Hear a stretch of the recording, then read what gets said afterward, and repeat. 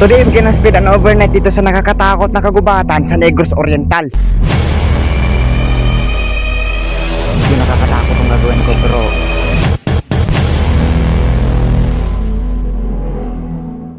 so ngayon guys, papasok na tayo dito sa kagubatan. Bago lumubog ang araw, sinimulan ko nang pumunta sa kagubatan para makapaghanda ng mga kakailanganin ko pagdating ng gabi. At ang unang pinakakailangan natin para makasurvive dito sa kagubatan ay kailangan nating may matitirhan sa loob ng isang gabi.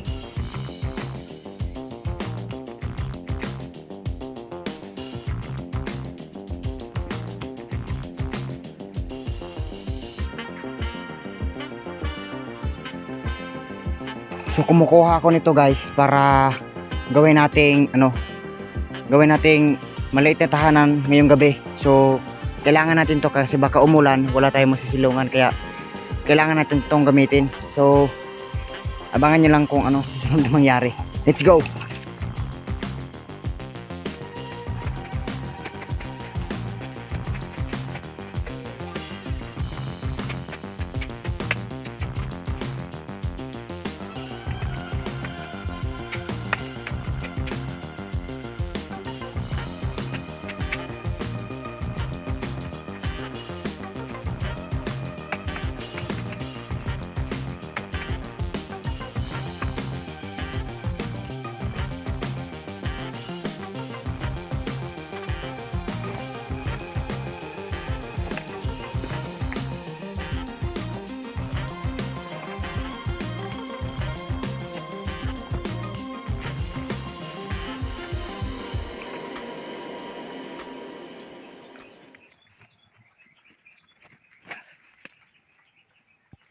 So ayan, kakatapos lang natin tapusin yung yung silbi bahay natin ngayong gabi. So ngayon ipapakita ko sa inyo kung ano yung ginawa ko.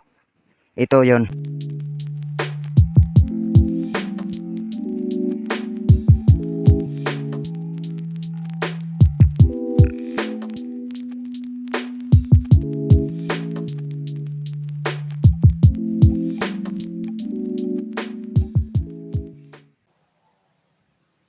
So ngayon ang gagawin natin guys is kukuha ako ng mga kahoy na gagamitin natin sa bonfire mamaya.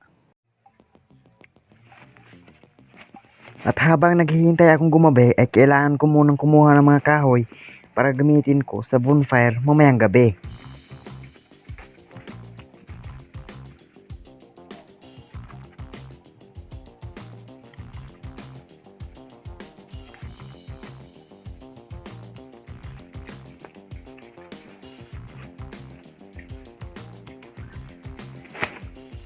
So katapos lang natin kumuha ng mga kahoy, handa na tayo para sa mamayang gabi. So ngayon ang gagawin ko, maghihintay na lang ako ng gabi guys.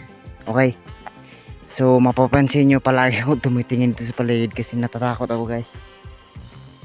Alam nyo naman siguro kung anong pakiramdam ng first time mong ginawa na vlog tapos ganito, diba? So tara, magpahinga muna tayo. At pagkatapos kong kumuha ng kahoy para sa bonfire ay napag-isipan ko na magpahinga muna hanggang dumilim at hanggang umabot ang gabi.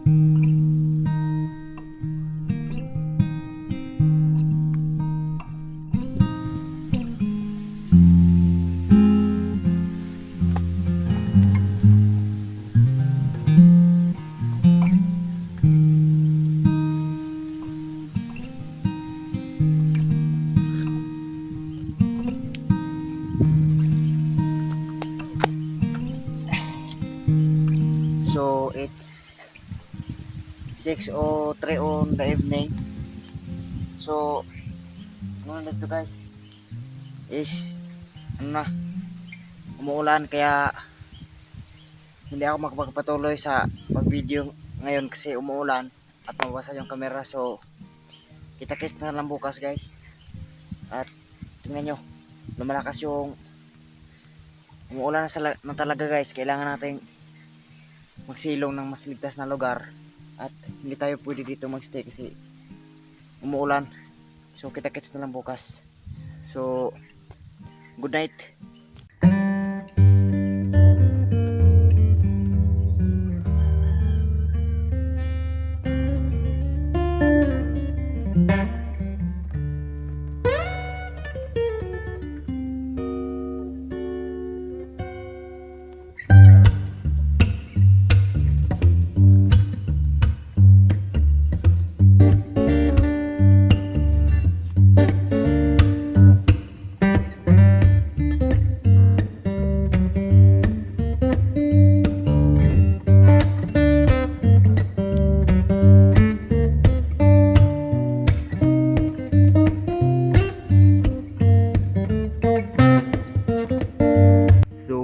Good morning.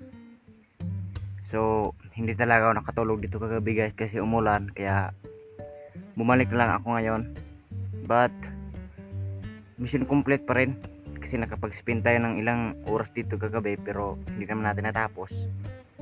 So ngayon uuwi na tayo at hanggang sa susunod nating pagkikita. Let's go!